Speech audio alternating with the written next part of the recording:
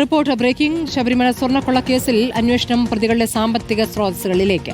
Bank account പരിശോധിച്ചതിൽ സംശയകരമായ ഇടപാടുകൾ കണ്ടെത്തിയതായി SIT ഹൈക്കോടതിയെ അറിയിച്ചു. പോറ്റിയുമായുള്ള ഇടപാടുകളെക്കുറിച്ച് ചോദ്യം ചെയ്യാൻ രമേശ് റാവുവിനെ ഉടൻ വിളിപ്പിക്കും. അതേസമയം ദ്വാരപാലക പീഠം സൂക്ഷിച്ച പോറ്റിയുടെ സുഹൃത്ത് CK വാസുദേവൻ അടക്കമുള്ളവരിലേക്ക് അന്വേഷണം എത്തിയിട്ടില്ല. ഹരി മോഹൻ വിവരങ്ങളുമായി. ഹരി, ഇപ്പോൾ ബാങ്ക് അക്കൗണ്ട് പരിശോധനകൾ നടക്കുകയാണോ? എന്താണ് നമുക്ക് SITയുടെ അന്വേഷണമായിട്ടുള്ള ഏറ്റവും പുതിയ വിവരങ്ങൾ? ഹരി,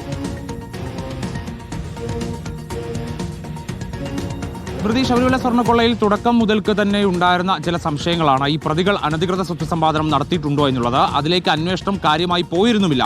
പക്ഷേ ഈ അവസാന ഘട്ടത്തിലേക്ക് അടുക്കുമ്പോൾ കൂടുതൽ സമയം അനുവദിച്ചതോടുകൂടി പ്രതികളുടെ അനധികൃത സ്വത്ത് സമ്പാദനം സംബന്ധിച്ച, പണമിടപാടുകൾ സംബന്ധിച്ച, ഭൂമി ഇടപാടുകൾ സംബന്ധിച്ച കാര്യങ്ങൾ അന്വേഷിക്കാൻ വേണ്ടി SIT തയ്യാറെടുക്കുന്നു എന്നുള്ളതാണ് മനസ്സിലാക്കുന്നത്. അങ്ങനെ അനധികൃത സ്വത്ത് സമ്പാദനം ഉണ്ട് എന്നുള്ളൊരു പ്രാഥമിക നിഗമനത്തിന്റെ അടിസ്ഥാനത്തിലാണ് ഇപ്പോൾ അന്വേഷണം നടക്കുന്നത്. ഒപ്പം പ്രതികളിൽ നിന്ന് അവരുടെ സ്വത്തുക്കളെ സംബന്ധിച്ചിട്ടുള്ള ചില വിശദീകരണങ്ങൾ, ചില വ്യക്തത ആവശ്യപ്പെട്ടുകൊണ്ടുള്ള കാര്യങ്ങളൊക്കെ തന്നെ SIT ആവശ്യപ്പെട്ടിട്ടുണ്ട്.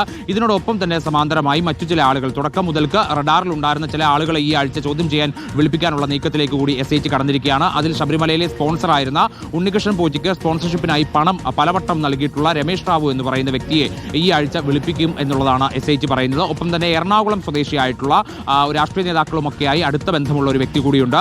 ഇയാൾ ശബരിമലയിലെ സ്പോൺസർമാരുടെ കോർഡിനേറ്ററായി സ്വയം പ്രവർത്തിച്ചിരുന്ന ഒരു വ്യക്തി കൂടിയാണ്. ഇയാളെ വാസുവിന്റെയും പത്മകുമാറിന്റെയും അനന്തഗോപന്റെയും ഒക്കെ കാലത്ത് പ്രവർത്തിച്ചിരുന്ന വ്യക്തിയാണ്. പിന്നീട് ഇയാളെ മാറ്റുകയായിരുന്നു. ഇയാളെ കൂടി കേന്ദ്രീകരിച്ചുകൊണ്ട് അന്വേഷണം നടത്തും. ഇയാളെ ചോദ്യം ചെയ്യാനായി വിളിപ്പിക്കും എന്നുള്ളത് കൂടിയാണ് SIT പറയുന്നത്. 6 ആഴ്ച കൂടി സമയം അനുവദിച്ചതോടുകൂടി കൂടുതൽ ഈ ബാങ്ക് അക്കൗണ്ടുകൾ കേന്ദ്രീകരിച്ചും CDRകൾ കേന്ദ്രീകരിച്ചുമുള്ള അന്വേഷണത്തിലേക്ക് കടക്കാനാണ് SITയുടെ നീക്കം. ഹരിമോഹനാണ് വിവരങ്ങൾ നൽകിയത്.